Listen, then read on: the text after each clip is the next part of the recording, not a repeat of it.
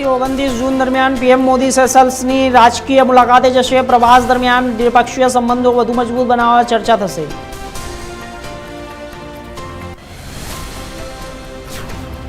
Operation સિંદૂર 6 જવાનો શહીદ થયા। શહીદોના વીરતા પુરસ્કારથી સન્માનિત કરવામાં આવ્યા।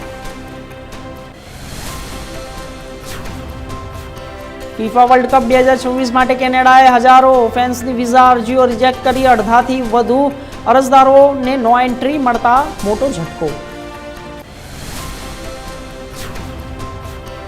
કોશાંબીમાં એલપીજી ટેન્કર ટોલ પ્લાઝા સાથે અથડાતા ધમાકા બાદ આગ લાગી। હાદસામાં 5 કર્મચારીઓ ઝળસ્યા। ડ્રાઈવર કંડક્ટર કૂદીને જીવ બચાવ્યો।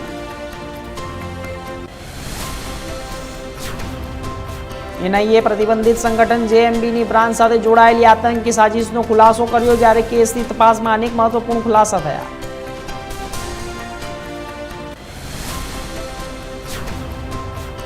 અમેરિકા ઇઝરાયેલમાં હુમલામાં નાટો દેશની સંડોવણીનો આરોપ લગાવ્યો। હોર્મુઝ સ્ટ્રેટમાં કોમર્શિયલ જહાજ પર હુમલાની ઘટના બાદ પણ સામે આવી।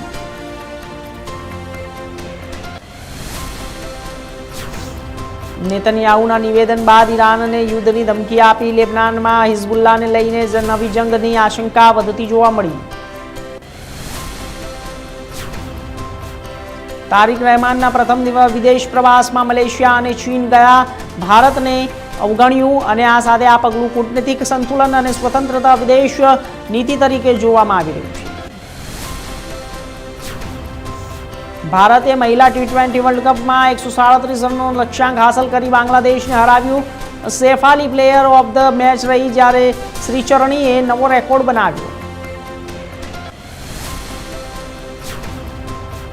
ભારત અને આયર્લેન્ડ વચ્ચે ટી20 સિરીઝની શરૂઆત બેલફાસ્ટમાં થશે। 15 વર્ષીય વૈભવ સૂર્યવંશી સૌથી યુવા ખેલાડી તરીકે ટીમમાં પસંદ થયા।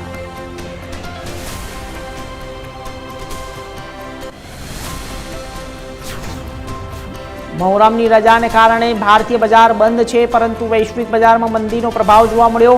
સોમવારે બજાર ઘટાડા સાથે ખુલવાની શક્યતા।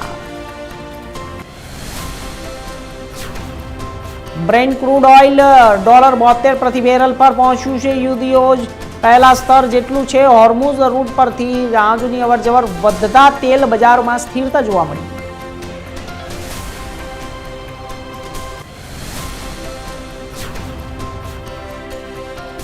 જ્યારે એપલ અને આઈપેડના ભાવમાં જ્યારે મેકબુક મોંઘા થશે અને આ સાથે જ તમામ ચીજ વસ્તુઓ મોંઘી થશે।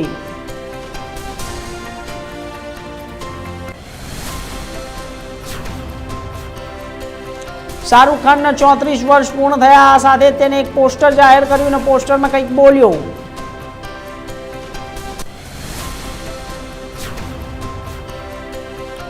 જ્યારે ટેલર સ્વિફ્ટ અને ટ્રેવિસ સ્કોટની લગ્નની ચર્ચા અને આ સાથે જ લગ્ન એટલા જોવામાં આવ્યા।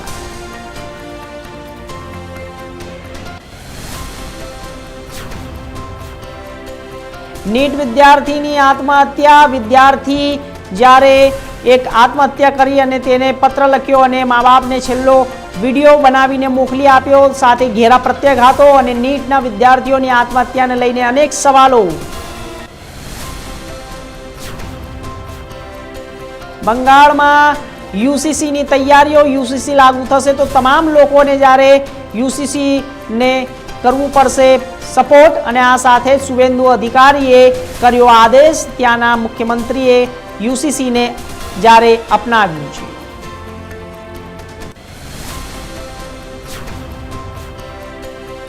યોગીનો કોંગ્રેસ સપા પર હુમલો। રામ મંદિરના ટ્રસ્ટ દાન ચોરીને લઈને કર્યા અનેક નિવેદનો સામે આવ્યા અને કહ્યું કે જેટલા બી લોકો આરોપી છે તે તમામ આરોપીઓને બક્ષવામાં નહીં આવે। તમામ જે આરોપીઓ છે તેને જેલ પાછળ મોકલી દેવામાં આવશે।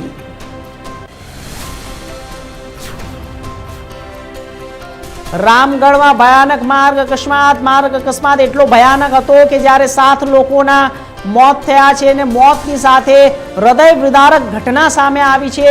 માર્ગ અકસ્માતની અંદર જ્યારે ગાડીઓના ખચ્ચર ઉડી ગયા છે, કચ્ચર ઘાણ બોલાઈ ગયા છે અને આ સાથે જ રામગઢમાં ભયાનક માર્ગ અકસ્માતમાં 7 લોકો મોત।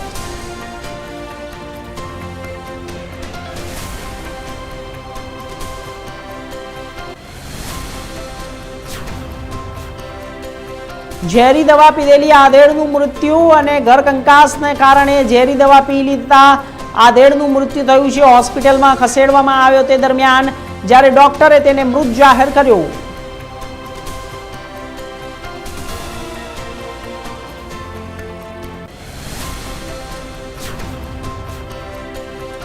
બે 2300 પોલીસ કર્મચારીઓ સંભાળી સુરક્ષા અને આ સાથે જ તમામ જ્યારે પ્રશાસનો ઉપર ને સરકાર ઉપર સવાલો ઊભા થયા, કારણ કે કામગીરીને લઈને આટલો બધો ખર્ચ થયો તો થયો કેવી રીતે?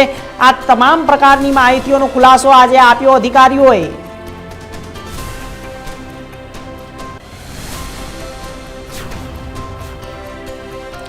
પુણેમાં મંગેતર મર્ડર કેસમાં નવા ખુલાસાઓ સામે આવી રહ્યા છે. ખુલાસાની અંદર જ્યારે એક ગર્લફ્રેન્ડે પોતાના જ્યારે પતિની હત્યા પણ કરી નાખી અને પ્રેમી સાથે આ મળીને હત્યા કરનારાઓ સામે અત્યારે હાલ વિરુદ્ધ કાર્યવાહી ચાલુ છે. પુણેનો સૌથી ચર્ચિત મંગેતર મર્ડર કેસની અંદર નવા વળાંકો સામે આવી રહ્યા છે. અકસ્માત બાદ કારમાં ભભૂકી આગ. જ્યારે ગરમીના લીધે પણ કારમાં આગ લાગી હોવાનું અનુમાન સેવાઈ રહ્યું છે, કારણ કે અકસ્માત થતા જ કાર એકદમ ધડાકાભેર તળાતા કારની અંદર આગ ભભૂકી ઉઠી.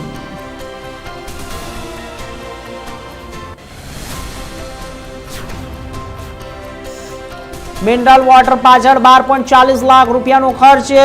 નાસીનગર ડિમોલેશનના મામલે અધિકારીઓની સામે અત્યારે તપાસ ચાલી રહી છે. મીડિયા કર્મીઓ દ્વારા પૂછવામાં આવી રહ્યા છે સવાલો. આ સાથે જ ડિમોલેશનની કાર્યવાહી અંતર્ગત જેટલો પણ ખર્ચો થયો છે તે તમામ ખર્ચાઓ ચોપડા ઉપર છે. અધિકારીઓનું નિવેદન, સત્તાવાર નિવેદન સામે આવ્યું છે. મિનરલ વોટર પાછળ ખાલી 12.40 લાખ રૂપિયાનો ખર્ચ છે.